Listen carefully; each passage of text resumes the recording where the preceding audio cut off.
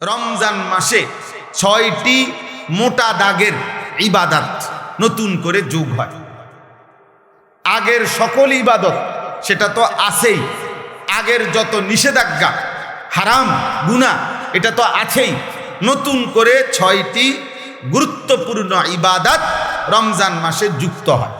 একজন মুমিনের উচিত, আল্লাহ তাআলা যেহেতু আগের সমস্ত ইবাদত এর সাথে রমজানে আরো ৬টি ইবাদত যুক্ত করেছেন নতুন করে, অতএব একজন মুমিনের উচিত এ কথা বুঝা যে রমজান মানেই ইবাদতের জন্য, রমজান মানেই আখিরাতের জন্য, রমজান মানেই নিজেকে গুনাহ থেকে মুক্ত করাবার জন্য, রমজান মানেই ভিন্ন কিছু, রমজান মানেই আলাদা কিছু, রমজান মানেই অনেক কিছু।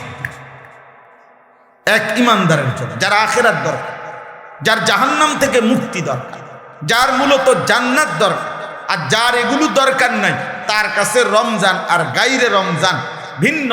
রমজান এবং অন্য সময় বরাবর। তার হলো পেশাব পায়খানা, তো এটা তো সব মাসে বরাবর। তার হলো বাদ্যুকা খাওন, তো তার তো এটা বরাবর।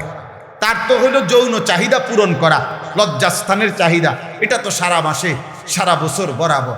তার জীবন তো হইল খাইছে, ঘুমাইছে, পেশাব পায়খানা করছে, যৌন চাহিদা পূরণ করছে, যখন যেভাবে, হালাল হোক আর হারাম হোক, হালাল হোক নিজের স্ত্রী দেখা হোক আর মোবাইলের নর্তকী দেখা হোক, যেমনে হোক নিজের চাহিদা পূরণ হইলেই হয়েছে।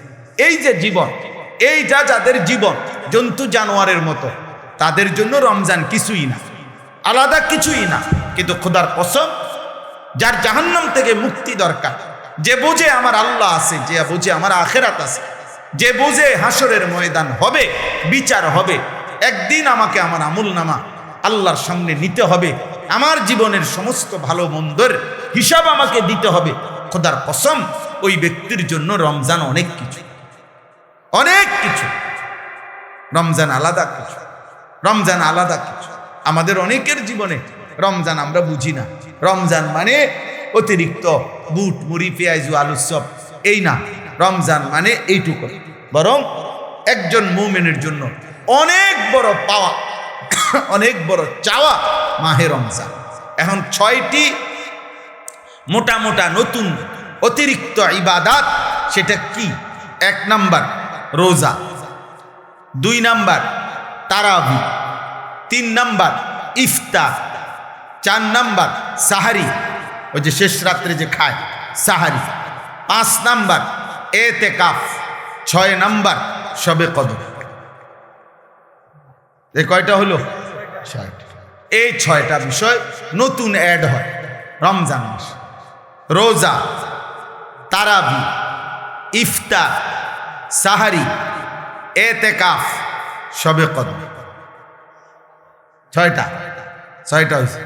রোজা বলেন, তারাবি, ইফতার, সাহারি, এতেকাফ, শবে কদর। এই কয়টা হলো? ৬। ১ নম্বর হলো রোজা। রমজানকে উপলক্ষ করে মহান আল্লাহ পাক রব্বুল আলামিন আমাদের জন্য ১ মাস রোজা ফরজ করেছেন। ফামান শাহিদা মিনকুমুশ শাহরা ফালিয়াসুমহু।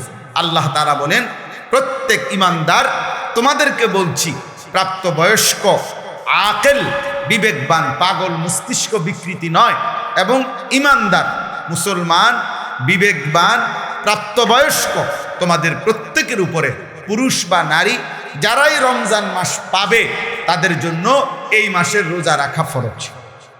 এই মাসের রোজা রাখা কি ফরজ।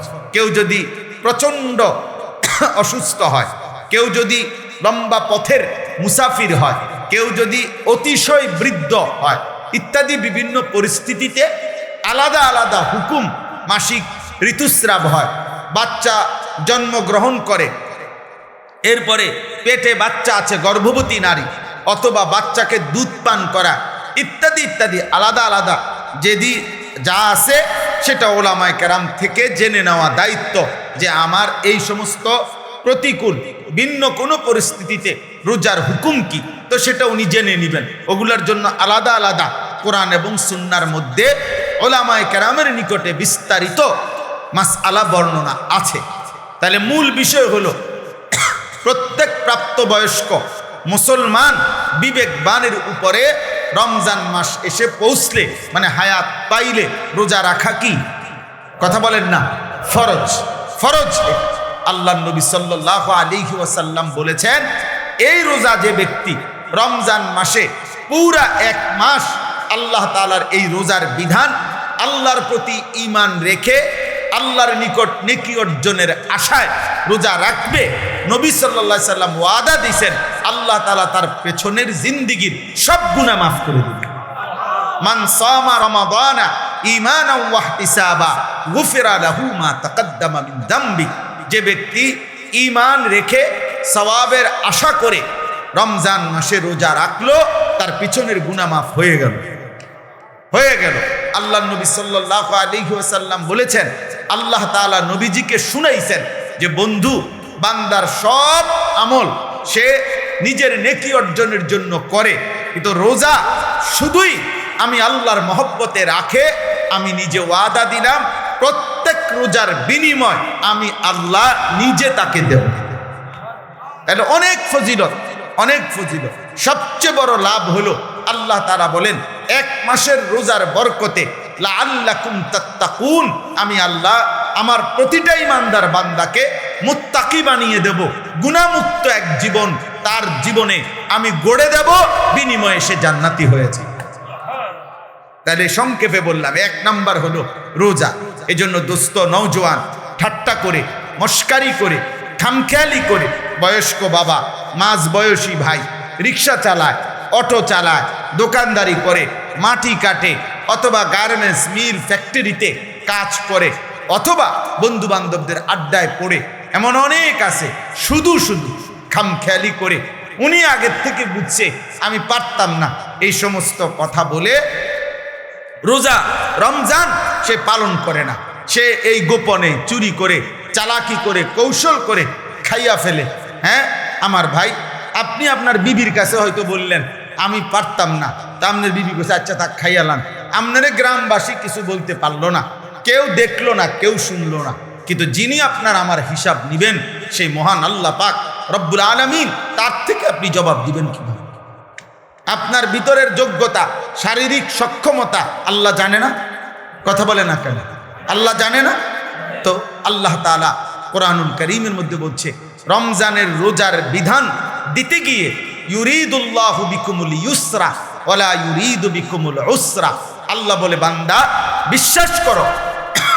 আমি তোমাদের উপরে মোটেই কঠিন করতে চাই নাই বরং আমি আল্লাহ চেয়েছি তোমাদের জন্য সহজ করতে কি করতে বলেন অতএব রোজা রমজানের রোজা কোনো যুক্তিতেই কঠিন হইতে পারে না বরং কারো কোনো দুর্বলতা অক্ষমতা অসুস্থতা যেই কোনো রকমের সমস্যার কারণে মাসআলার ভিন্নতা কোরআন সুন্নাহর মধ্যে আছে ওনার দায়িত্ব সেটা জেনে নেওয়া কিন্তু ইচ্ছা করে রমজান মাসে আবদার জানাইতে হয় যে দোকানপাট হোটেল রেস্তোরাঁ খুলবেন না হায় মুসলমান এতটুকু নির্লজ্জ একজন মুসলমান কেমনে হয় আপনার কাছে এইটা আবদার জানাইতে হবে কেন আপনি একজন মুসলমান না এদ্দুর বিবেক এদ্দুর আকল একজন মুসলমানের এতটুকু হবে না এটা কথা হইল এই জন্য আমাদের প্রত্যেকটা ছেলে দোস্ত তোমাদের কাছে অনুরোধ প্রত্যেকেই নিয়ত করেন যে ইনশাআল্লাহ আমরা রমজানের পুরো এক মাস রোজা রাখবো ইনশাআল্লাহ বলেন ইনশাআল্লাহ ছেলেরা বলো ভাই ইনশাআল্লাহ অনেক বরকত সবচেয়ে বড় কথা হলো যুবকদের জন্য রোজার একটা বড় ফায়দা কি রাসূলুল্লাহ সাল্লাল্লাহু আলাইহি সাল্লাম স্পষ্ট বলছেন ফাইন্নাহু লাহু বিজাউন কোন ব্যক্তির যৌন চাহিদা নিয়ন্ত্রণ করার ক্ষেত্রে নারীর প্রতি আকর্ষণ নারীর প্রতি চাহিদা জিনা ব্যভিচারের আগ্রহ অসৎ চরিত্রহীন লম্পট্য নিজের নফসের চাহিদাকে হারাম চাহিদাকে দমন করার জন্য নিয়ন্ত্রণ করার জন্য রাসূলুল্লাহ সাল্লাল্লাহু আলাইহি ওয়াসাল্লাম বলেছেন রোজা একটি কার্যকর মাধ্যম এই জন্য কোনো যুবক যদি সারা বছর নিয়ম মাফিক কিছু রোজা রাখতে থাকে আল্লাহ চাহে তো তার চারিত্রিক সৌন্দর্য খুব দ্রুত ফুটে ওঠে প্রতি সোমবার রোজা রাইখা দেখো, প্রতি বৃহস্পতিবার রোজা রাইখা দেখো, প্রত্যেক আরবি মাসে 3 দিন 13, 14, 15 রোজা রাইখা দেখো। এ কম বেশি তাহলে আল্লাহ রসুলের ওয়াদা যে রোজা একটি ঔষধ যার দ্বারা যৌবনের চাহিদা, যৌন চাহিদা নিয়ন্ত্রণ হবে। আর রাসূলুল্লাহ সাল্লাল্লাহু আলাইহি সাল্লামের কথা মিথ্যা হইতে পারে না, নবীজির কথা কি হইতে পারে না, মিথ্যা হইতে পারে না। এই জন্য যুবক ছেলেদের জন্য এটা ভীষণ জরুরি। তুমি চালাকি করো না, পৃথিবীর কেউ বলতে পারে নাই, কেউ তোমারে সাহস করে নাই। তোমারে জিজ্ঞাসা করছে তোমার বাবা মা রোজা রাখতি না? রাখতাম না। আর কি কিল্লে রাখতাম না কইছি? আপনার এত কথার দরকার কি? না, কারোই কোনো দরকার নাই, তোমারই দরকার তোমার আল্লাহর কাছে হিসাব দেওয়া। তোমার মতো মাতবর, এর চাইতে বড় মাতবর পৃথিবীর থেকে হারায় গেছে, হারায় গেছে। আজরাইল তোমার আমার চাইতেও বড় ক্ষমতাধরদেরকে এই দুনিয়া থেকে ধাক্কা দিয়া কবরস্থানে ফেলায় গেছে। অতএব মাতবরির কিছু নেই, অহংকারীর কিচ্ছু নাই, অহংকারের কিচ্ছু নেই। কালকে পত্রিকা আসছে, খবরে দেখলাম যে ওই ভোট কেন্দ্রে দাঁড়ায় আছে, ভোট কেন্দ্রে দাঁড়ানো অবস্থায় একজন মৃত্যু হয়েছে।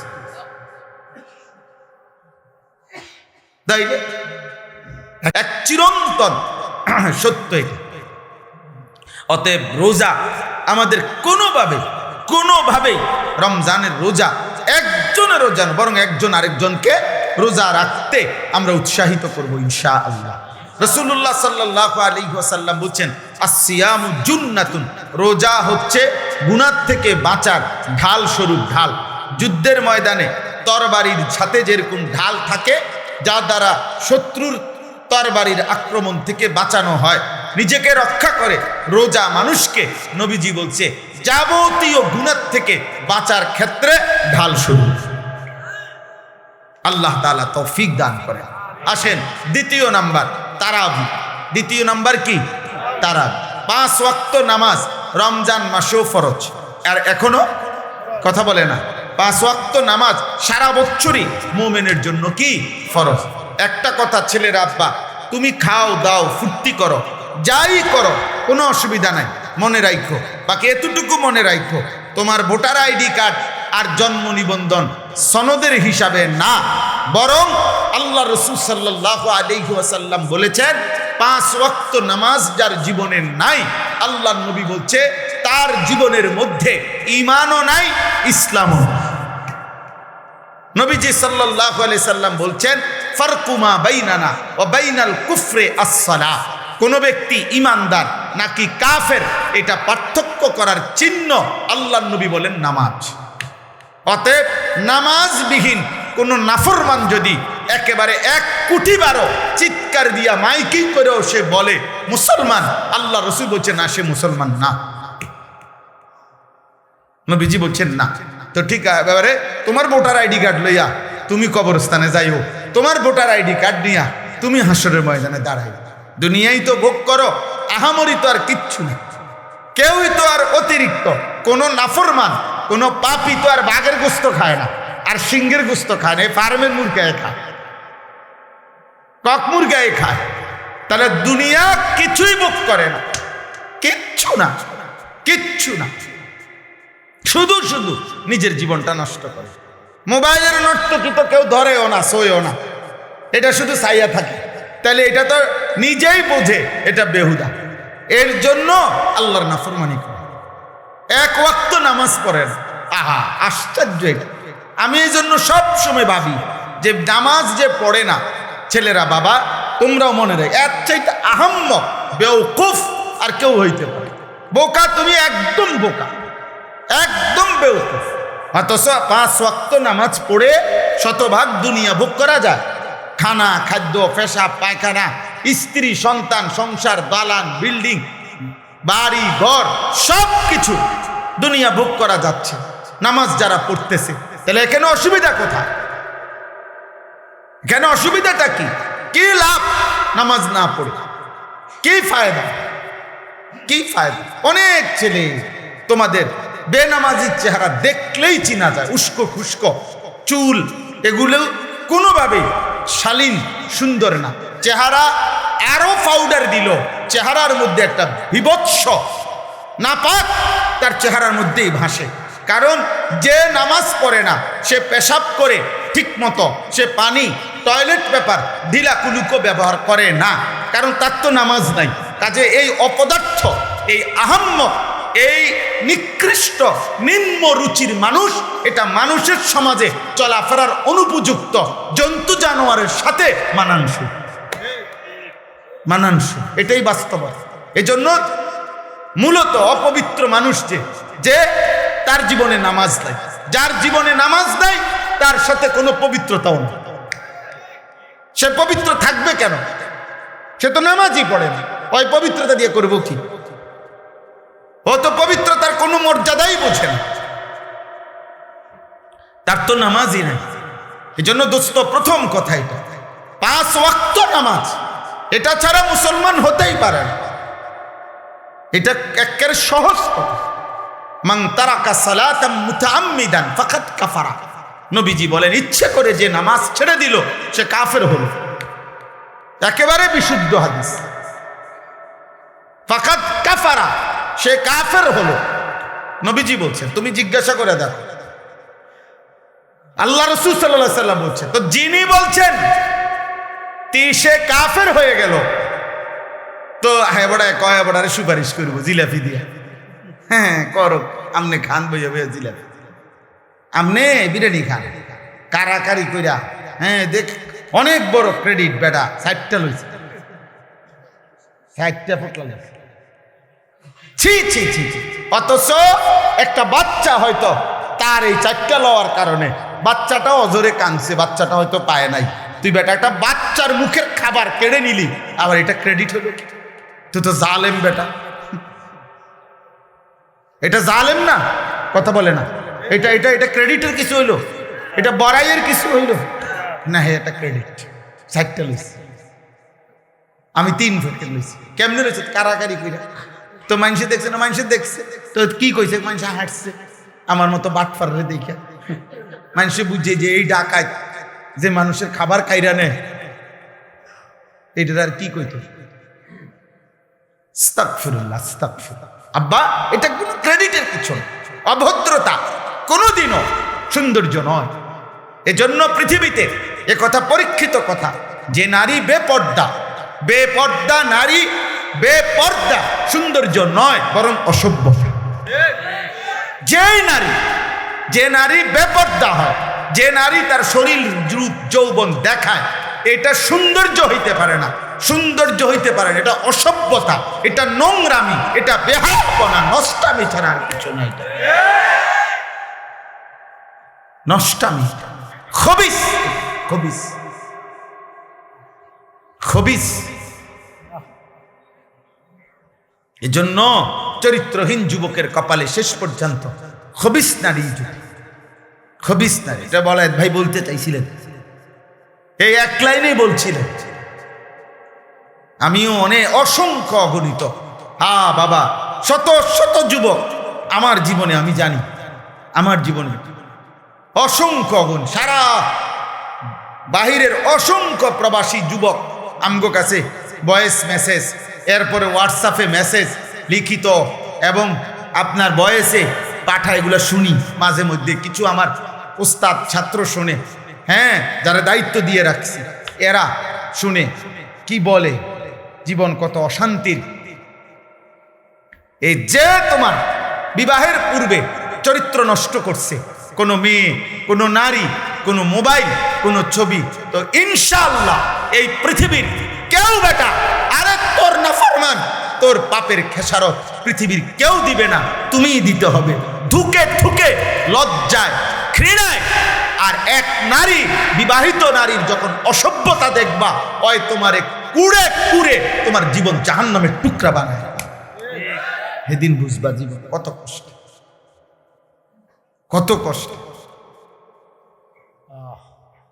হ্যাঁ, কাল আজকেও এক ছেলেবেলায় ভাই মোবাইলে বারবার কল দিতেছে বিদেশ থেকে, হুজুর আমি 1 মিনিট কথা বলতে চাই আপনার সাথে। আমি বলছি না ভাই, তুমি তোমার কথা এটা ভয়েস পাঠাও। পরে এটা শুনলাম, এই কি বলে, দেশের হোক আর বিদেশের হোক, দোস্ত, গুনাহ কাউকে ইজ্জত দেয়, গুনাহ কাউকে ইজ্জত দেয়, গুনাহ মানুষকে ঘৃণা তৈরি করে। তোমরা যেই ছেলেগুলো নামাজ পড়ো না, তোমরা আল্লাহর দোহাই দিয়ে বলো, একটা ছেলে বলো এই সমাজের কোনো ইমানদার, কোনো বিবেকবান, কোনো রুচি সম্পন্ন ভদ্র মানুষ তোমাদেরকে এক পয়সা ইজ্জত দেয় না, তোরে কোনো দিন কেউ আপন করে ডাকে না। হ্যাঁ, তুমি চলো একজন নামাজি ব্যক্তির দিকে, একজন যুবক, হ্যাঁ স্কুলে পড়ে, এসএসসি, ইন্টারমিডিয়েট, ক্লাস 8-এ পড়ে, কিন্তু চেহারায় যার নামাজের চিহ্ন আছে, চেহারা সুরতে যার মধ্যে চরিত্রবানের নমুনা আছে, তারে পুরা স্কুল, পুরা মহল্লাবাসী তাকে আদর করে, তাকে ভালোবাসে, মানুষ তাকে চিনি, যে ছেলেটা দেখতেই ভালো মনে হয়, ছেলেটাকে দেখতেই নামাজি মনে হয়। এই জন্য নামাজ এটা মুমিনের স্বাভাবিক ডিউটি। একজন মুসলমান সে নামাজ ছাড়া থাকে কিভাবে? একজন মুসলমান সে নামাজ ছাড়া মুসলমান হয় কেন? একজন মুসলমান সে নামাজ ছাড়া মুসলিম পরিচয় দেয় কেন?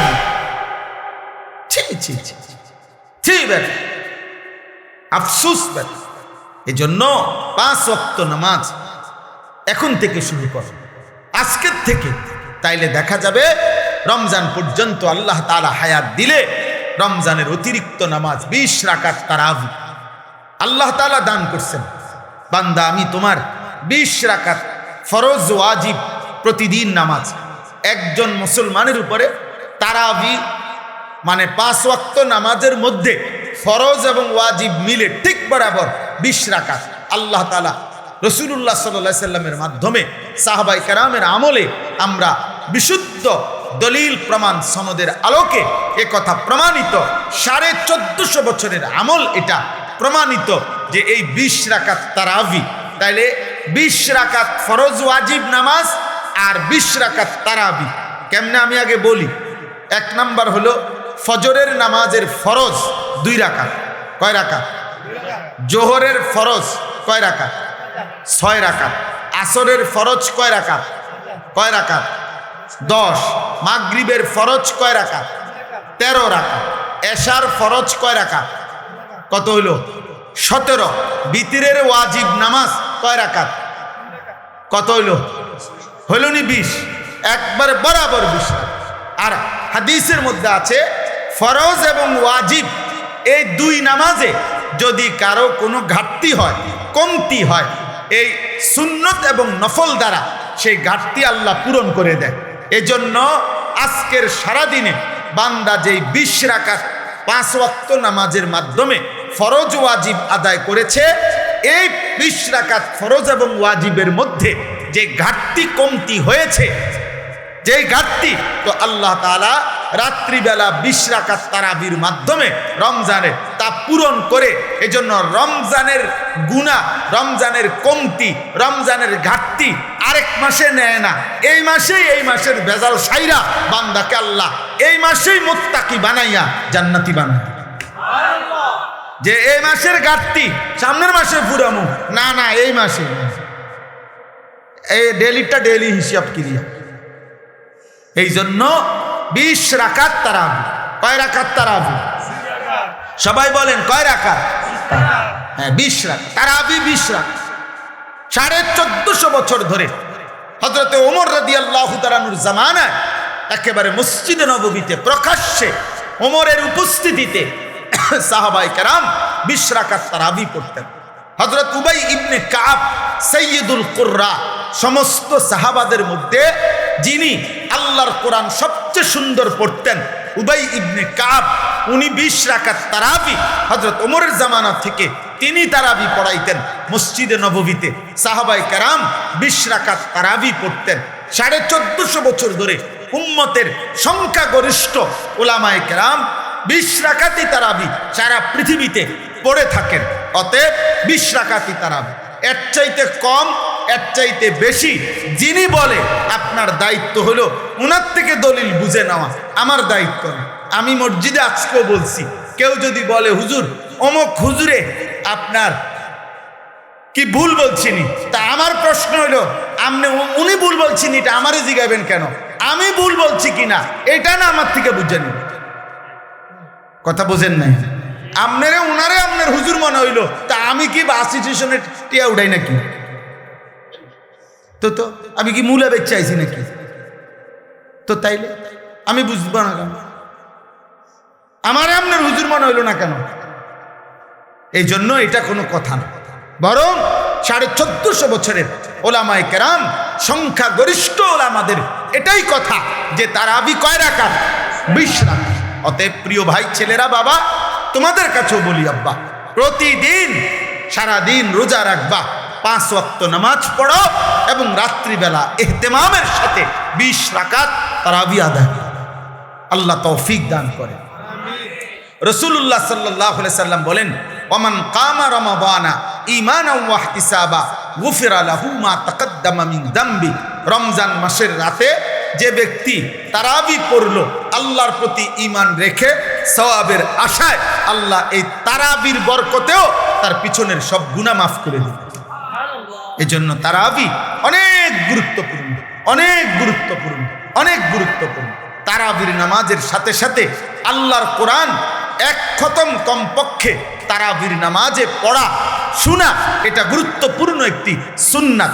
এজন্য যুগ যুগ ধরে আল্লাহর কোরআনের তিলাওয়াত, খতম আউলিয়ায়ে কেরাম, বুজুর্গানে দ্বীন, সাহাবা পরবর্তী জামানা থেকে উম্মতের উলামারা তারাবির নামাজের এই 20 রাকাতে ধারাবাহিক আল্লাহর কোরআনের খতম শুনতে থাকেন। আমাদেরও উচিত এদিকে যত্নবান হওয়া। আল্লাহ আমাদেরকে তৌফিক দান করে। 3 নাম্বার, ইফতার। ইফতার যেটা সারাদিন রোজা রেখে রোজা যখন ভাঙ্গে ওই টাইমটাকেই বলা হয় ইফতার। ইফতার একটি সুন্নাত আমল। রাসূলুল্লাহ সাল্লাল্লাহু আলাইহি ওয়াসাল্লাম বলেন, আমার উম্মত ততক্ষণ পর্যন্ত কল্যাণের উপরে থাকবে যতক্ষণ তারা জলদি জলদি ইফতার করবে। এজন্য ইফতারের সময় তাড়াতাড়ি ইফতার করা, মানে টাইম হলে দেরি না করা, এটা সুন্নাত। আর ইফতারের আগ মুহূর্তে দোয়ায় লেগে থাকা, এটা একটা গুরুত্বপূর্ণ সুন্নাত আমল, এবং এই সময়ের দোয়া আল্লাহ তাআলা কবুল করে। এই জন্য মা বোনদের উচিত, আমাদের সমাজের সবচেয়ে বেশি গাফলতি হইল মহিলাদেরকে ইফতারের পূর্বের এই দোয়ার সুযোগ দেওয়া হয় না। হয় মহিলা নিজে সুযোগটা নেয় না, অথবা পুরুষরা তাকে দিতে চায় না। মানে ইফতারের আজান দিয়া ফেলছে, মহিলা তখনও হয় পেঁয়াজু, নয় আলুর চপ, নয় বেগুনি, নয় একটা না একটা কিছু ভাজতেই থাকে। আহারে মা বোন, তো তোমার কি আখেরাত নেই? তোমার জীবন বুঝি এই পুরা রমজানটাও বুঝি এই আলুর চপে আর বেগুনিতেই চলে গেল? হ্যাঁ, এইভাবে শুধু পেঁয়াজুতে চলে গেল, এটা তো ঠিক না। বরং ঘরের নারী, পুরুষ, স্ত্রী, কন্যা, ছেলে, মেয়ে প্রত্যেকের উচিত ইফতারের 10 মিনিট আগে, 20 মিনিট আগে সমস্ত ব্যস্ততা ছেড়ে দিয়ে তাদের প্রত্যেকের উচিত এই সময়টা মনোযোগ দিয়ে দোয়ায় লেগে থাকা। মহিলারও দোয়া দরকার, পুরুষেরও দোয়া দরকার। আপনাদের কাছে পুরুষ যারা স্বামী, যাদের স্ত্রী আছে, যাদের কন্যা আছে, যাদের বোন আছে, মা আছে, আপনারা তাদেরকে গুরুত্ব দিয়ে অনুরোধ করবেন যে এই টাইমটা যেন তারা দোয়া করে ইফতারের আগে। মা বাচ্চাগুলোকে নিয়ে দোয়া করুক, স্বামী তার স্ত্রী এবং সন্তানদেরকে নিয়ে দোয়া করেন, স্ত্রী তার বাচ্চাগুলোকে নিয়ে দোয়া করেন। এইভাবে ঘরওয়ালারা নিজেরা দোয়ার অভ্যস্ত হন। আল্লাহ তাআলা বান্দার দোয়া ইফতারের পূর্ব মুহূর্তে কবুল করেন। 4 নাম্বার, সাহারি, মানে শেষ রাত্রিতে খাবার খাওয়া।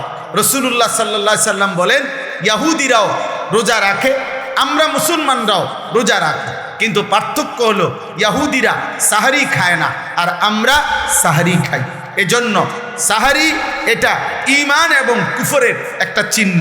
মানে বেঈমানরা, ইহুদিরা রোজা রেখে কিন্তু সাহারি খায় না, ঈমানদার মুসলমান রোজা রাখে, সাহারি খায়। নবী সাল্লাল্লাহু আলাইহি সাল্লাম বলেন, তোমরা রোজা রমজানে সাহারি খেও, তাসাহহারু, সাহারি খাও। কেন? ফা ইন্না ফিস সাহুরে বারাকা, শুনে নাও যে নিশ্চয়ই সাহারির মধ্যে তোমাদের জন্য বরকত রয়েছে। তাহলে সাহারি শুধু খাবার না, সাহারি একটা ইবাদত। সাহারি একটা কি বলেন না? ইবাদত। ইফতার শুধু খাবার না, ইফতার একটা কি? ইবাদত। তাহলে কয়টা হলো? 4টা। রোজা, তারাবি, ইফতার, সাহর। আর 5 নাম্বার হলো এতেকাফ। রমজান মাসের শেষ দশকে, শেষ 10 দিন আল্লাহর ঘর মসজিদে এতেকাফ করা। আল্লাহর নবী সাল্লাল্লাহু আলাইহি ওয়াসাল্লাম মদিনার মধ্যে মোট 10 বছর ছিলেন। 10ম বছর ইন্তেকাল করছেন। এই জন্য পুরা বছর হিসাবে 9 বছর, আর 10 নাম্বার বছর ইন্তেকাল করেছেন। এই জন্য নবী সাল্লাল্লাহু আলাইহি সাল্লাম মদিনার 9 বছরে কোন বছর রমজানের শেষ দশকে মৃত্যু পর্যন্ত তিনি এতেকাফ ছাড়েন নাই। আল্লাহর নবী সাল্লাল্লাহু আলাইহি সাল্লাম প্রত্যেক বছর রমজানের শেষ 10 দিন এতেকাফ করতেন। এর মধ্যে নবীজি সাল্লাল্লাহু আলাইহি সাল্লাম প্রথম বছর পুরা 1 মাস, ওই শার্টওয়ালা ভাই তুমি মোবাইল টিপো না, ওই ছেলে ভাইয়া তুমি বাইরে চলে যাও, ভাই তো হাসো না, ব্যাককলের মতো হাসো কেন, তুমি বাইরে যাও, আব্বা মোবাইল টিপতে তো মানা নাই, বাইরে যাও। আস্তাগফিরুল্লাহ, আস্তাগফিরুল্লাহ। আরে ভাইয়া বাইরে গিয়ে মোবাইল টিপো, আমি তো তোমারে বাধা দিচ্ছি না। জি চলো ভাই। তা এরপরে কি বললাম, এতেকাফ, রমজান মাসের শেষ দশক এতেকাফ করা। রাসূলুল্লাহ সাল্লাল্লাহু আলাইহি সাল্লাম প্রথম বছর এতেকাফ করেছেন পুরা 1 মাস, পুরা রমজান। আর ইন্তেকাল করেছেন যেই বছর, ওই বছর এতেকাফ করেছেন 20 দিন। তাহলে কখনোই তিনি এতেকাফ ছাড়ে নাই, আর বরঞ্চ 1 বছর এতেকাফ করছে পুরা 1 মাস, আর শেষ বছর এতেকাফ করছে 20 দিন। তাহলে ছেড়ে দিছে কোন বছর? কোন বছর ছাড়েন নাই কখনো তিনি।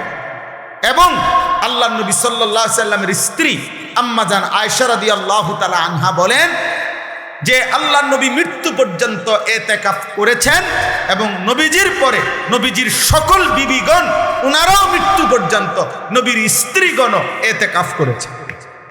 এতেকাফ নবীর বিবিগণও ছাড়েন নাই। তাহলে যেটা এত গুরুত্বপূর্ণ, আমাদের সমাজে এই ব্যাপারে প্রচন্ড পরিমাণ গাফলতি।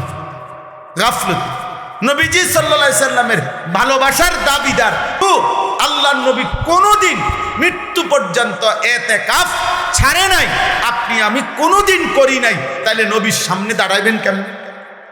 তিনি যদি বলে যে উম্মত আমি কোনোদিন ছাড়লাম না, তুমি কোনোদিন করলা না, তো তুমি আমার লগে মহব্বতের কেমনে মিলল? এই জন্য একজন ইমানদার 2013 সালে আমার শায়েখ আল্লামা মুফতি মুশতাকুন নবী কাসেমি হুজুর আমারে বলছিলেন এই কথাইটা। 13 সালে, আজ থেকে প্রায় কত 13 বছর আগে, তখন হুজুর আমারে বলছিলেন মাওলানা নবী কখনো এতেকাফ ছাড়ে নাই, আপনি কখনো এতেকাফ, তখন বলছিল করেন নাই, কেমনে বলবেন? নবীজির সামনে কি জবাব দিবেন? সেই দিন থেকে আলহামদুলিল্লাহ আমি গত বছর পর্যন্ত আর কোনো দিন আমার এতেকাফ ছোটে নাই, এবং এবছরও আল্লাহ হায়াত দিলে পূর্ণ নিয়ত আছে। আমরা গত বছরও আমাদের শায়েখ আল্লামা মুফতি মুশতাকুন নবী কাসেমি হুজুরের মাদ্রাসার মসজিদে, 5 তলা মসজিদে প্রায় 1150 লোক এক মসজিদে একসাথে এতেকাফ করছে। 1150-এর উপরে হবে।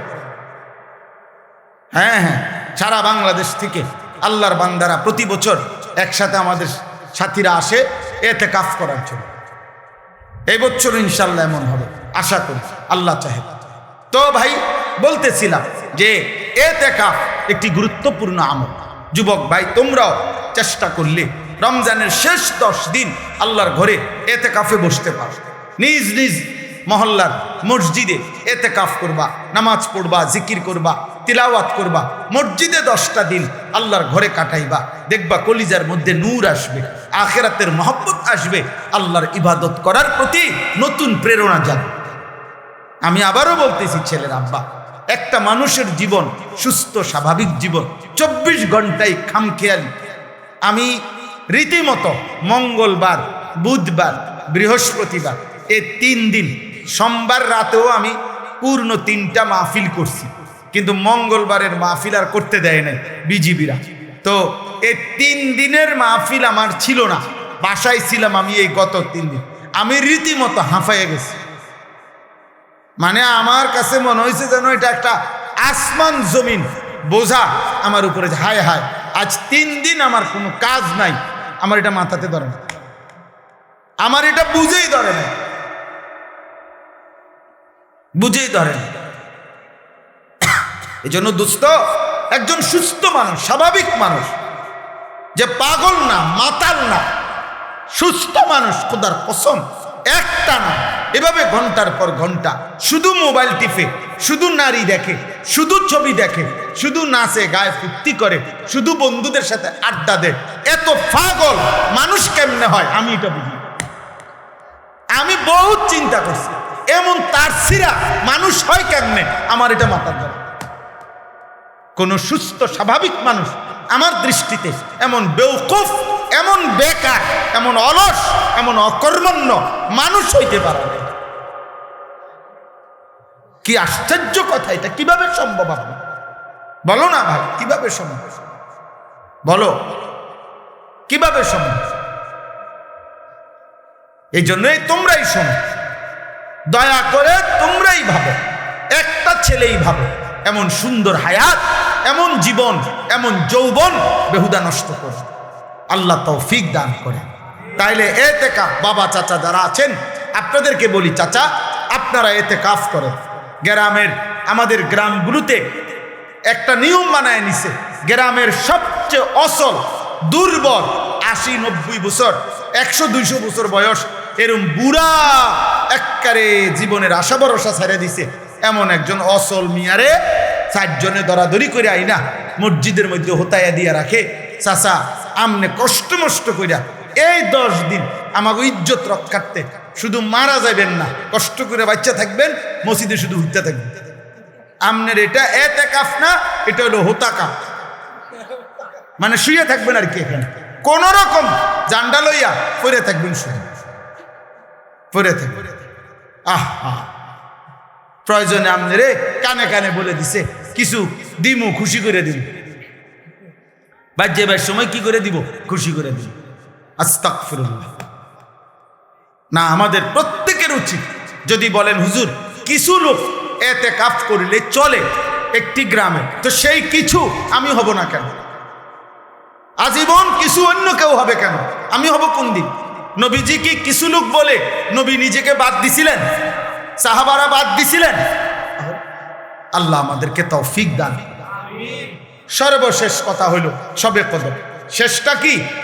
শবে কদর, রমজান মাসের শেষ দশকের বেজর রাত্রিগুলো 21, 23, 25, 27, 29 এই 5টি রাত শবে কদরের সম্ভাবনাময়ী রাত। এক একটি রাত আল্লাহ যদি শবে কদর দান করে তো 1000 মাসের রাত্রির চাইতো উত্তম নেকি, রহমত, মাগফিরাত আল্লাহ দান করে। সুবহানাল্লাহ। এই জন্য যারা আখিরাত দরকার, যার জাহান্নাম থেকে মুক্তি দরকার, তার উচিত রমজান মাসের এই শেষ দশকের বেজর 5টি রাত ইবাদত, আমল, দোয়া, নফল ইবাদত, কান্নাকাটির মধ্যে লিপ্ত থাকা, যেন আল্লাহ তাআলা আমাদের আপনাদের সকলের গুনাহ মাফ করে আল্লাহ যেন আমাকে জান্নাতি বানায়। এই শেষ কথা, এগুলোর বিস্তারিত ব্যাখ্যা ওলামায়ে কেরাম থেকে আরো জেনে নিবেন। তাহলে রমজান আমাদের সামনে 6টা জিনিস আমাদের সামনে। 1 রোজা, বলেন তারাবি, ইফতার, সাহারি, এতেকাফ, এরপরে শবে কদর। আল্লাহ তাআলা আমাদেরকে তৌফিক দান করে। একজন মুসলমান হিসাবে রমজানকে কদর করে প্রত্যেকের উচিত। রমজান মানে ভিন্ন কিছু। আমার শেষ কথা এটাই, রমজান মানে ইমানদারের জন্য ভিন্ন কিছু, আলাদা কিছু, অনেক কিছু। যুগ যুগ ধরে বুজুর্গানে দিন, আল্লাহর প্রিয় বান্দাগণ রমজান মাসে নিজেদের ইবাদত আমল অতিরিক্ত করতেন। আমার শায়েখ সেই 2013 সাল থেকে শায়েখের কাছ থেকে শেখা এই সবক আলহামদুলিল্লাহ আল্লামা মুফতি মুশতাকুন নবী কাসিমি হুজুর সব সময় বলে, মৌলানা রমজান মাস ভিন্ন কিছু। আলহামদুলিল্লাহ আজ অনেক বছর হুজুরের সাথে প্রত্যেক রমজানের শুরুতে আমরা 2 দিন 3 দিন আগে আল্লাহর ঘরের জিয়ারতে, উমরার সফরে যাওয়ার চেষ্টা করি। আবার শেষ দশক এতেকাফ করার চেষ্টা করি, এই আশায় যে রমজানে অন্যান্য কাজকর্ম কমাইয়া চেষ্টা করা যে ইবাদত আমল আখিরাতের পুঁজি অর্জনের জন্য বেশি চেষ্টা করা। আলহামদুলিল্লাহ এই নিয়তে কালকে আমি রবিবার দিন আমার ফ্লাইট, কালকে হলো শনিবার, রবিবার দিন দুপুর 3:50 ইনশাআল্লাহ আমার শায়েখ আল্লামা মুফতি মুশতাকুন নবী কাসিমি হজরতের সাথে আমরা প্রায় 101 জন মোট একসাথে এক কাফেলা উমরায় যাব ইনশাআল্লাহ। আমরাও আপনাদের জন্য দোয়া করব, আপনারাও আমার জন্য দোয়া করবেন। এই কালঘরা দারুস সুন্নাহ এই মাদ্রাসা সর্বপ্রথম যেই বছর ক্ষেতের মধ্যে মাহফিল হয় আমি সেই বছর থেকে আসছি। আলহামদুলিল্লাহ প্রতি বছর কম বেশি আসা হয়, আজকেও আল্লাহ তাআলা আনাইছেন। ছেলেরা আমার, বাবারা আমার, সবার কাছে কথা, এই আমার শেষ কথা যে এই চোখ একজন মোমেন হিসাবে, মুসলমান হিসাবে এই চোখ আল্লাহ যাকে দান করছেন তার উচিত এই নিয়ত করা দিল থেকে যে আল্লাহ আপনার ঘর কালো গিলাফ আমাকে দেখতে দিয়েন, মদিনার সবুজ গম্বুজ রসুলের রওজা আমারে দেখতে দিয়ে। আমি সব সময় বলি যেই চোখ আল্লাহর ঘর দেখে নাই, যেই চোখ মদিনার সবুজ গম্বুজ রসুলের রওজা দেখে নাই, ওই চোখ যেন কিছুই দেখে না, আসলেই দেখে না। ওই চোখ দেখার মজাই পায় না জীবনে, যে সে দেখলই কি দেখলই কি নিয়ে। চাচা মিয়া 3 ফুট বিদেশ পাঠাইছে, এবারে 3টা ছেলে, উনি জমি কিনছে আজ 60 বছর। আহা, চাচার কোনোদিন কলজাটার ভিতরে মালিকের ঘরের কথাও মনে পড়ে না। এই জীবনটা শুধু হিসাব, হুজুর বিদেশ বিদেশ, জমি বিল্ডিং। দোয়া করবেন ফুলাগার আকামার মধ্যে ঝামেলা, মাইয়াগার বিয়ের মধ্যে সমস্যা, কদ্দু জাগা লই না বা বিল্ডিং, এই সব কথা। অথচ আল্লাহর ঘর দেখবেন কোন দিন? আল্লাহর ঘর দেখবেন কোন দিন? মালিকের ঘরে যাবেন কোন দিন? আল্লাহ আমাদের প্রত্যেকের কলিজায় রাসূলুল্লাহ সাল্লাল্লাহু আলাইহি সাল্লামের রওজা, আল্লাহর ঘরের ভালোবাসা দান করেন। ছেলেরা তোমরাও স্বপ্ন দেখো, তোমরাও স্বপ্ন দেখো। আরে আব্বা, স্বপ্ন দেখলে আল্লাহ মহব্বত থাকলে আল্লাহ একদিন তৌফিক দিয়েই দেবে। আল্লাহ আমাদেরকে তৌফিক দান করে। আমার প্রিয় ভাই, আজকে যারা আমার সাথে আসছেন, কোম্পানিগঞ্জের ব্যবসায়ী আমার ভাই নুরুল আলম ভাই, যিনি প্রথম 5,000 টাকা দিয়েছিলেন, উনি এবছর হজ্জে যাবে। আলহামদুলিল্লাহ উনি আজকে আসছেন। আমার এই সেলিম ভাই কোম্পানিগঞ্জ বাজারের ব্যবসায়ী, উনি এবার হজে যাবেন। আমার প্রিয় হাফেজ এরশাদ ভাই, সে এবার হজে যাবে। এইভাবে আজকে এমনি আশ্চর্য আসলে এটা, আমার সাথে ওনারা 3 জন আসছেন, 3 জনই হজে যাবে। আমিও উমরায় যাব। আমাদের বেলায়েত ভাই তো প্রতি বছরই হজ্জে যান। তাইলে আমরা আলহামদুলিল্লাহ এই মাদ্রাসায় মাশাআল্লাহ মাশাআল্লাহ উমরায়ও যাবেন। তাইলে আজকে একটা বরকতময় পরিবেশ। আমি নিজেও ভাবছি যে গিয়া হয়তো অল্প একটু সময় 2-4 কথা বলে চলে আসবো, কিন্তু মাশাআল্লাহ কম মানুষের ভিতরে আপনারা যে দান করেছেন এটা আমার কাছে খুব ভালো লাগছে, খুব ভালো লাগছে। একটা সময় এই মাদ্রাসার শুরুর সেই ইতিহাস, অনেক করুণ ইতিহাস, অনেক ঝড় ঝাপটা, অনেক ধাক্কা, অনেক পেরেশানি, অনেক অস্থিরতা নিয়ে এই মাদ্রাসাটার শুরু। আলহামদুলিল্লাহ আজকে আপনাদের ভালোবাসা মাদ্রাসার প্রতি বাড়ছে, বলেন আলহামদুলিল্লাহ। বুঝাই যায়। আমি বেলায়েত ভাইরে বলছি যে চলেন একসাথে দুজনে ছেলেগুলারে পাগড়ি দেই। এরপরে বললাম দুজনে মিল্লা কালেকশন করি, যেটা উনি বললেন। আমি তো ব্যক্তিগতভাবে এত লম্বা সময় থাকি না কোথাও, কিন্তু আজকে এটাই মাহফিল, বললাম তো এমনি আসলাম। তো আলহামদুলিল্লাহ আশা হইল আল্লাহ তাআলা আপনাদের সবাইকে বরকত দান করেন। যেই 10টা বাচ্চা হাফেজে কোরআন হিসাবে পাগড়ি দেওয়া হলো, আল্লাহ তাদেরকে জগৎ বাছা হাফেজ, আলেম, মুত্তাকি, আরেফ, রব্বানি বানায় দেন। মাদ্রাসার ওস্তাদ, মাদ্রাসার শিক্ষক, মাদ্রাসার এলাকাবাসী যারা যেভাবে সহযোগিতা করছেন, আল্লাহ তাদের সবাইকে কবুল করেন। নওজওয়ান ছেলে, কিশোর যুবক, তোমাদের কাছে অনুরোধ, জি তোমরা প্রত্যেকে, তোমাদের কাছে অনুরোধ, ছেলেরা তোমরা 1 নিজের জীবন নষ্ট করো না, 2 নিজেদেরকে এই শেষ জামানায় ওলামায়ে কেরাম মাদ্রাসার পরিবেশে সাথে মিলে একদিন নাইলে পথ হারাইয়া ফেলবে। একদিন সত্যি বললাম আব্বা, জীবন চলার পথে এমন জায়গায় গিয়ে থামবা যেদিন আর অন্ধকার ছাড়া আর কিছুই দেখবা নারীও ধোকা, মোবাইলও ধোকা, বন্ধুরাও ধোকা। আমার সেই ছোটবেলার প্রাইমারি স্কুলের একটা ক্লাসমেটও আজ আমার সাথে কেউ নেই। আমার ছাত্র জীবনের কেউ আমার মাদ্রাসাতেও থাকে না, আমার সাথেও কেউ থাকে না। আমার সেই ছোটবেলার বন্ধুরা সব কে কোথায় আছে কে জানে, কে জানে।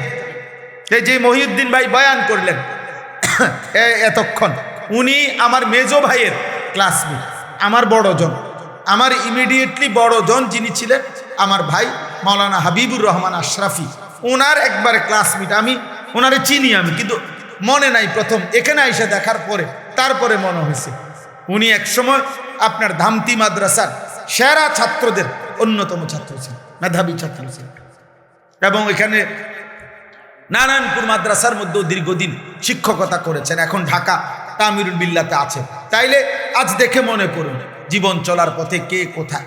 কিছুদিন আগে আমার এক জগন্নাথ বিশ্ববিদ্যালয় ঢাকা, ওইখান থেকে এক লেকচারার, ওইখানকার টিচার আমার নাম্বারে কল দিয়ে বলতেছে যে হুজুরা ভাই, আমি আপনার কাছ থেকে একটা ইনফরমেশন চাই। ছোটবেলায় আপনি চতুর্থ শ্রেণী, ইয়াজ দাহুম বলতাম আমরা, আপনি ছোটবেলায় লক্ষ্মীপুর টুমচর মাদ্রাসায় পড়ছেন কি? আমি বললাম হ্যাঁ, আমি ছোটবেলায় চতুর্থ শ্রেণী টুমচর মাদ্রাসায় পড়ছি। তো বলতেছে যে ওই সময় যে আপনার একজন ক্লাসমেট ছিল আহসানুল্লাহ নাম, শরীয়তপুর বাড়ি, আপনার কি তার কথা মনে আছে? আমি বললাম হ্যাঁ মনে আছে, একটু সামলা করে আমার সাথী ছিল, ও খুব মেধাবী ছাত্র ছিল। আমি আপনার সেই ক্লাসমেট, এখন জগন্নাথ ঋষি। আমি আপনার ওই মোবাইলে ওয়াজ দেখতে দেখতে আমার আইডিয়া হয়েছে যে তুমি আমার সেই ছোটবেলার দোস্ত, চতুর্থ শ্রেণীর সেই আনিস। তাইলে এই যে জীবন চলার পথে কে যে কোথায় হারায় গেছে, হয়তো কখনো দেখা হয়, কখনো দেখা হয় না। আব্বা আমিও একা, তুমিও একা। একদিন থাইমা যাইবা, একদিন থাইমা যাইবা, একদিন মোবাইল থেমে যাবে, একদিন আড্ডাবাজি থেমে যাবে। আও ভাই মেহমানরা আসো, এখন কিছু মেহমান ঢুকবে, বুঝছেন? কিছু মেহমান আছে মাহফিলে থাকে, যারা আপনার মেহমান হিসাবে ঘোরে, যে যদি শুনে যে হ্যাঁ জি, তো এই কারণে এইটা ভাই, তো মেহমান হিসাবে কদর করা উচিত। ওরা আল্লাহ তাআলা এই মেহমানদেরকেও বরকত দান করে, আল্লাহ মেহমানদেরকেও হায়া লজ্জা শরম দান করে। জি, তো সর্বশেষ কথা হইল যে মাদ্রাসা আমাদের সবার ভালোবাসা। আলহামদুলিল্লাহ মাদ্রাসার এই নতুন ঘর তৈরি করা হচ্ছে। সবার কাছে অনুরোধ, আপনারা আপনাদের ছেলেদেরকে, মেয়েদেরকে, আপনাদের সন্তানদেরকে আপনারা মাদ্রাসায় পড়ান। বাবা, আল্লাহর কোরআনের সাথে কোনো বিরোধিতা হয় না, রাসূলুল্লাহ সাল্লাল্লাহু আলাইহি সাল্লামের হাদিসের সাথে কোনো আসলেই কোনো বিরোধিতা হয় না। আল্লাহর কোরআন শিখবে বিশুদ্ধ, এটাই বাস্তবতা। আজকের পৃথিবীতে সারা পৃথিবী এটা জানে, বিশেষ করে গোটা আরব বিশ্ব জানে আমাদের এই নুরানি পদ্ধতি এবং এই মাদ্রাসাগুলোর নুরানি পদ্ধতিতে যেই পড়ানো হয়, এর দ্বারা যেই কোরআন শরীফ বিশুদ্ধ করা হয়, এটা আজকে সারা বিশ্বে একটি প্রতিষ্ঠিত কথা যে নুরানি পদ্ধতিতে এবং আমাদের এই মাদ্রাসাগুলোর পদ্ধতিতে, আমাদের কওমি মাদ্রাসার পদ্ধতিতে সবচেয়ে বেশি কোরআন শরীফ বিশুদ্ধ শিখানো হয়। এটা সারা পৃথিবী বিখ্যাত, আলহামদুলিল্লাহ। অতএব আপনারা আপনাদের ছেলেদের আখিরাতের জন্য, আল্লাহর কোরআন শিখবার জন্য, দিন শিখবার জন্য আপনারা মাদ্রাসায় ভর্তি করাবেন। আল্লাহ তাআলা আপনাদেরকে তৌফিক দান করেন, কবুল করেন। আল্লাহ এই মাদ্রাসায় ভরপুর বরকত দান করেন, মাদ্রাসার জরুরত আল্লাহ তাআলা পূরণ করে দেন, আমিন। আলহামদুলিল্লাহি রাব্বিল আলামিন। আল্লাহুম্মা আনতাস সালাম ওয়া মিনকাস সালাম, তাবারাকতা ইয়া যাল জালালি ওয়াল ইকরাম, ইয়া রাব্বি লাকাল হামদু কামা ইয়ানবাগি লিজালালি ওয়াজহিকা ওয়া আযীমি সুলতানিকা। وصلي على محمد كما هو أهلك وفعل بنا خيرا كما أنت شانك يا أرحم الراحمين يا أرحم الراحمين يا أرحم الراحمين। আয় আল্লাহ, আপনি মাফ করে দেন, মওলাই করিম আপনি মাফ করে দেন, রব্বে করিম আপনি মাফ করে দেন, পেছনের জিন্দেগির সমস্ত গুনাহ মাফ করে দেন, আগামী জীবন আপনি সুন্দর করে দেন, ঈমান আমল দান করেন, ইজ্জত আফিয়ত দান করেন, তাকওয়া তহারত দান করেন, হিম্মত ইস্তেকামত দান করেন, সেজদাওয়ালা কপাল বানিয়ে দেন, কাঁদনেওয়ালা চোখ বানিয়ে দেন, জিকিরওয়ালা জবান বানিয়ে দেন, মোহাব্বতওয়ালা দিল বানিয়ে দেন। আল্লাহ রমজান পর্যন্ত হায়াত পৌঁছিয়েই দেন। আল্লাহ রমজান দেখা যায় মাওলা, রমজানের ঘ্রাণ শোনা যায় মাওলা। আল্লাহ রমজান যেন নাকে রাখছে মাওলা। আল্লাহ রমজান পর্যন্ত পৌঁছাইয়াই দেন। আল্লাহ এত কাছে এনে মাহরুম করবেন না, এত কাছে এনে বঞ্চিত করবেন না, এত কাছে এনে কবরে নিয়েন না রে মাওলা। রমজান দেখাইয়েন মাওলা, তারাবি পড়তে দিয়েন মাওলা, রোজা রাখতে দিয়েন মাওলা, ইফতার সাহারি তৌফিক দিয়েন, এতেকাফ সবে কদর নসিব করিয়েন। রমজানের রহমত মাগফিরাত নাজাত আমাদের সকলকে দান করেন আল্লাহ, সকলকে দান করেন, সকলকে দান করেন। এলাকার আশপাশের দূর দূরান্তের সমস্ত কবরবাসীদেরকে মাফ করে দেন। কিয়ামত পর্যন্ত কবরের আযাব মাফ করে দেন। কবরগুলোকে জান্নাতের টুকরা বানিয়ে দেন। অসুস্থ বিমারি যারা শিফা করে দেন। প্রত্যেকের কামাই রুজিতে হালাল বরকত দান করেন আল্লাহ। আফিয়তের জীবন দান করেন, তাকওয়ার জীবন দান করেন। কিশোর যুবক ছেলেগুলোকে নামাজি বানিয়ে দেন, চরিত্রবান বানিয়ে দেন, উত্তম আখলাকওয়ালা বানিয়ে দেন। বাবা চাচা সকলকে ঈমান আমলের জীবন দান করেন। মা বোনদেরকে পর্দা পুশিদা দান করেন আল্লাহ। এই কালঘরা দারুস সুন্নাহ মাদ্রাসা আপনি কবুল করে নেন, আপনি কবুল করে নেন, আপনি কবুল করে নেন। তিল তিল করে বড় ভালোবাসা, বড় ত্যাগ তিতিক্ষা করে এই মাদ্রাসা এই পর্যন্ত এসেছে মাওলা, আপনি কবুল করে নেন। প্রতিটা মানুষের ভালোবাসার এই দান, সাদাকা, আন্তরিকতা আপনি কবুল করে নেন। যে যা দিয়েছে, দিবে, ওয়াদা দিয়েছে, সব দানে আপনি বরকত দান করেন। প্রত্যেকের নেক মাকসাদ পূরণ করে দেন। প্রত্যেকের খানদান বংশধর যারা কবরে মাফ করে দেন আল্লাহ। যার যত নেক তামান্না আছে আপনি পূরণ করে দেন। অভাব দূর করে দেন, ঋণ মুক্ত করে দেন, পেরেশানি থেকে আসান করে দেন। অনেক শ্রদ্ধেয় উলামায়ে কেরাম আল্লাহ আপনি কবুল করে নেন, আল্লাহ আপনি কবুল করে নেন, আল্লাহ আপনি কবুল করে নেন। আমার সাথী বন্ধুদেরকে আপনি কবুল করে নেন আল্লাহ। আমার বাবা চাচাদেরকে আপনি কবুল করে নেন। মা বোনদেরকে পর্দা পুশিদা দান করেন। মা ফাতেমা রাবেয়া বসরিয়ার মতো বানায়েই দেন আল্লাহ। মাদ্রাসার যেই 10টা ছেলেকে হাফেজে কোরআন হিসাবে পাগড়ি দেওয়া হলো, ওদেরকে জগৎ বাসা আলেমে হক্কানি রব্বানি বানায়া দেন। ওদের মা বাপকে মাফ করে দেন, ওদের খানদানকে মাফ করে দেন, ওদের উস্তাদকে মাফ করে দেন। এই মাদ্রাসার সম্পৃক্ত এলাকাবাসীকে মাফ করে দেন আল্লাহ। মাদ্রাসার জরুরত পূরণ করে দেন, মাদ্রাসার জরুরত পূরণ করে দেন, হাজত পূরণ করে দেন আল্লাহ। আমাদেরকে কবুল করেন। আমার দেশের উপরে খায়ের ও বরকত নাজিল করেন আল্লাহ। দেশের উপরে খায়ের ও বরকত নাজিল করেন আল্লাহ। একটি সুষ্ঠু সুন্দর দেশ পরিচালনার জন্য আল্লাহ সংশ্লিষ্টদেরকে আল্লাহ আপনি তৌফিক দান করেন। কারো উপরে যেন কোনো জুলুম না হয়, কারো উপরে যেন কোনো জুলুম না হয়। জান মাল ইজ্জত আবরু আপনি হেফাজত করেন, আপনি হেফাজত করেন, আপনি হেফাজত করেন। রব্বির হামহুমা কামা রব্বায়ানি সগীরা। সুবহানা রব্বিকা রব্বিল ইজ্জাতি আম্মা ইয়াসিফুন ওয়া সালামুন আলাল মুরসালিন ওয়ালহামদুলিল্লাহি রাব্বিল আলামিন। কামা কুতিবা আলাল্লাযীনা মিন ক্বাবলিকুম লাআল্লাকুম তাত্তাকুন। সাদাকাল্লাহু মাওলানাল আযীম। وقال نبينا صلى الله عليه وسلم الصيام جنة فلا يرفث ولا يجهل وإن امرؤ قاتله أو شاتمه فليقل إني صائم. اللهم صل على محمد وعلى آل محمد كما صليت على إبراهيم وعلى آل إبراهيم ইন্নাকা হামিদুম মাজিদ। আল্লাহুম্মা বারিক আলা মুহাম্মাদিন ওয়া আলা আলি মুহাম্মাদ কামা বারাকতা আলা ইব্রাহিমা ওয়া আলা আলি ইব্রাহিম ইন্নাকা হামিদুম মাজিদ। সুবহানাকা লা ইলমা লানা ইল্লা মা আল্লামতানা ইন্নাকা আনতাল আলিমুল হাকীম। আলহামদুলিল্লাহ।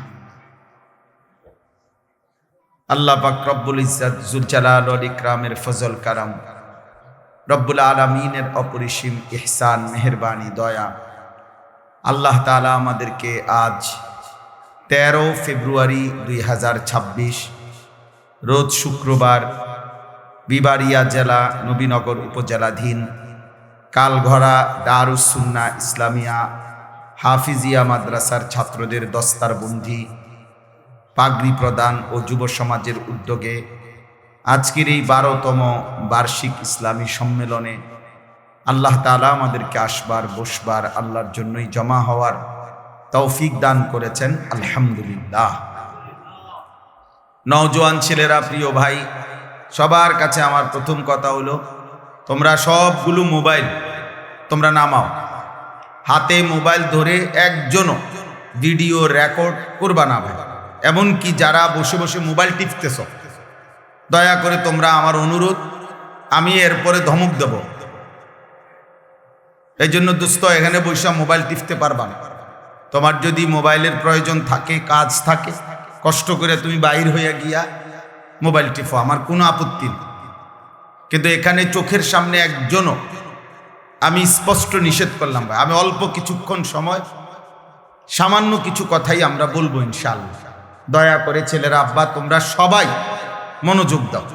সবার দরকার। রমজান আমাদের সবার জন্য, আমাদের সবার জন্য।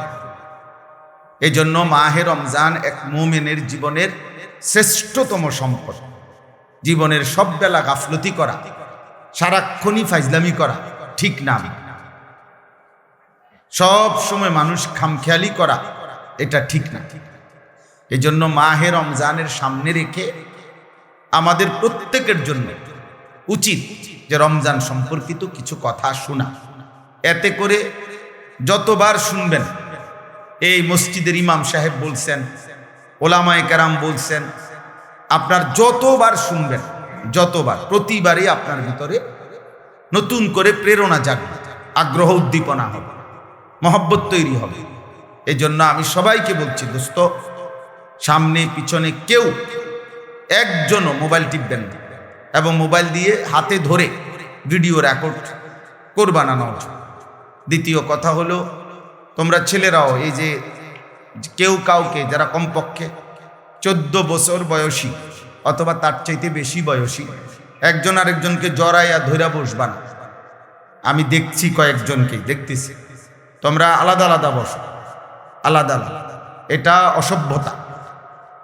14 বছরের পরে যারা বয়স 14 থেকে 15, এই 1 বছরের ভিতরে একটি ছেলে বালেগ হয়, সাবালক।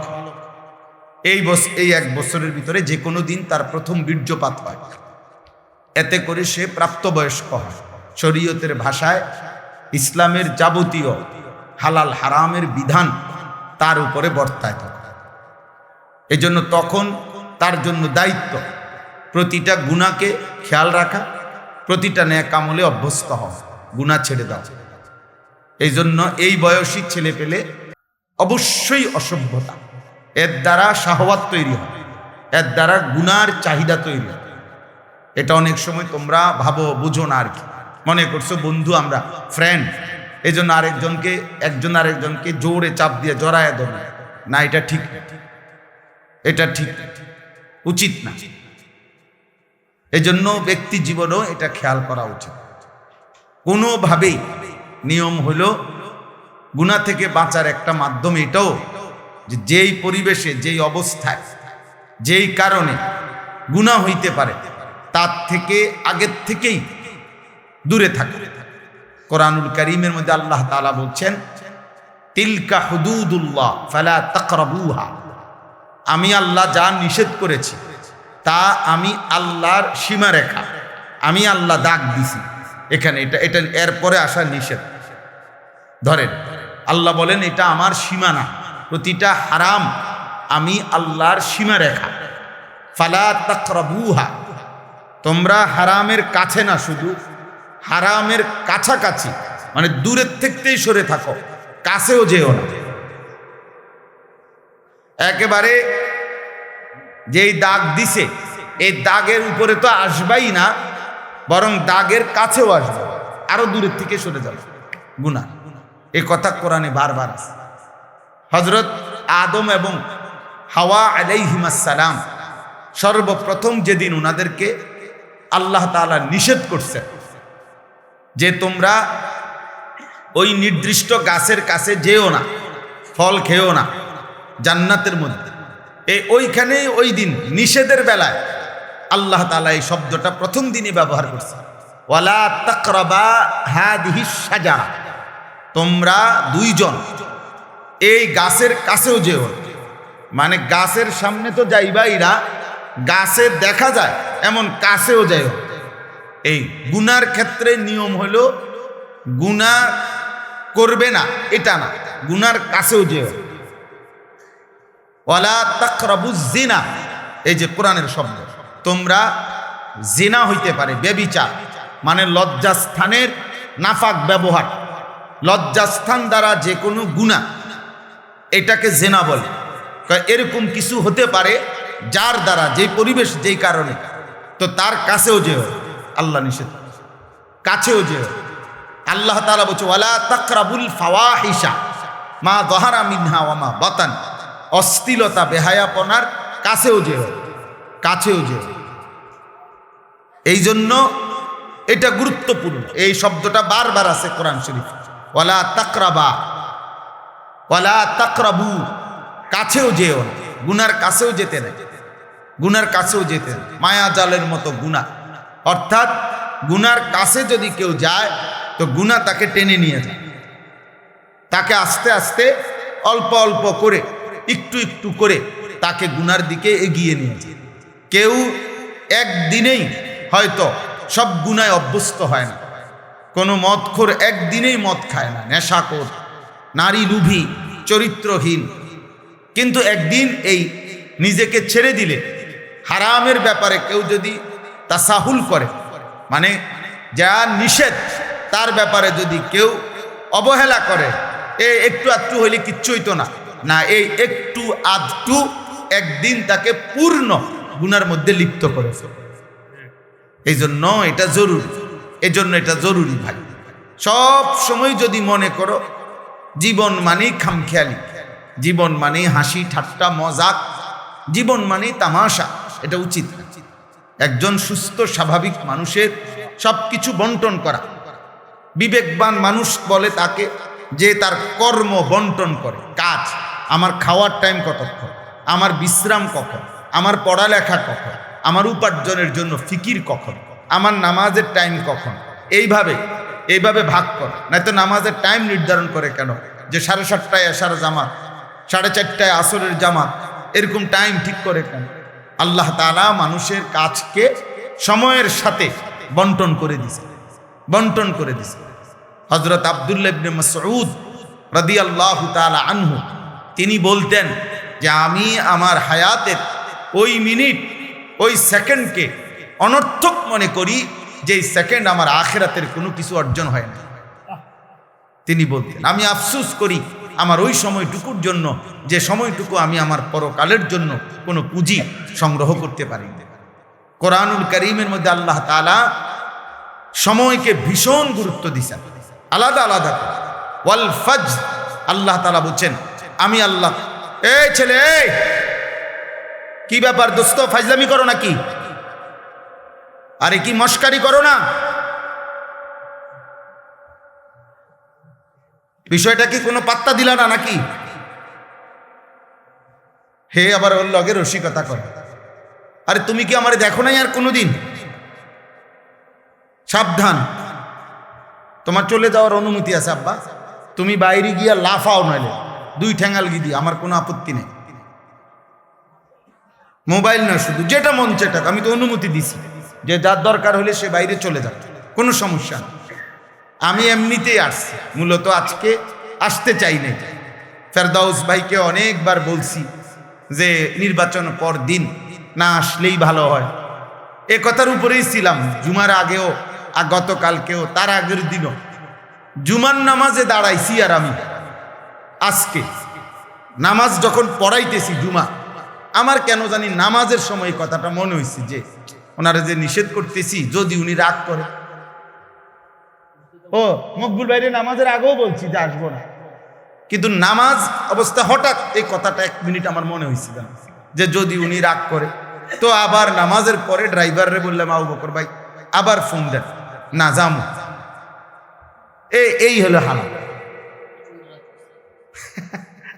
এই জন্য দোস্ত, আমি ব্যক্তিগতভাবে এটা পছন্দ করি না, আবার আমি এই ব্যাপারে কঠোর। আমি শ্রোতা একজন হোক, কিন্তু গাফেল মানুষকে বলতে রাজি না, অমনোযোগী মানুষকে আমি বলতে রাজি না। যে কলস আল্লাহ রাসূল সাল্লাল্লাহু আলাইহি সাল্লাম বলছেন, যে কলসি উল্টানো, এই যে মনে করেন এই পানির বোতল, এটা যদি উল্টানো হয় এভাবে, তাহলে এখানে আটলান্টিক মহাসাগরের পানি ঢাললেও এটা পুড়বে না। কেন? এটা উল্টানো। এজন্য যেই দিল উল্টানো, যেই দিল গাফেল, ওইটার কাছে যদি 30 পারা কোরআনও বাইটটা দেওয়া হয়, সে তো এটা উল্টাইয়াই রাখছে, কাম হইতো না, আর কোনো পরিবর্তন হবে না। কারণ সে তো কথার প্রতি কোনো মনোযোগই নাই। তো তারে আপনার ফিকির হইলেও শুনছি খিচুড়ি দিব, এটা দিব কোন সময়, অথবা 1 ফুটলা বিরিয়ানি দিবনি কবল দিলে দিয়ে লাই তো কহুদা ঘুরাইয়া লাভ কি, বুঝেন না? সাবধান আব্বা, মুসলমানের সন্তান প্রতি মুহূর্ত ফিকিরমান্দ হওয়া চাই। কাজের বন্টন সুস্থ স্বাভাবিক, এটা মানুষের পরিচয়। আল্লাহ তাআলা কোরআনুল কারীমের মধ্যে বলছেন, ওয়াল আসর, আসরের কসম, ওয়াল ফাজর, ফজরের কসম। আল্লাহ তাআলা কসম করছেন সময়ের আলাদা আলাদা। ওয়াল লাইলি ইদা ইয়াগশা, কসম করছি রাত্রির যখন তা পূর্ণ অন্ধকার হয়। এই যে আল্লাহ বলছেন ওয়ান নাহারি ইদা জাল্লাহা, কসম করছি দিনের যখন তা পূর্ণ আলোকিত হয়।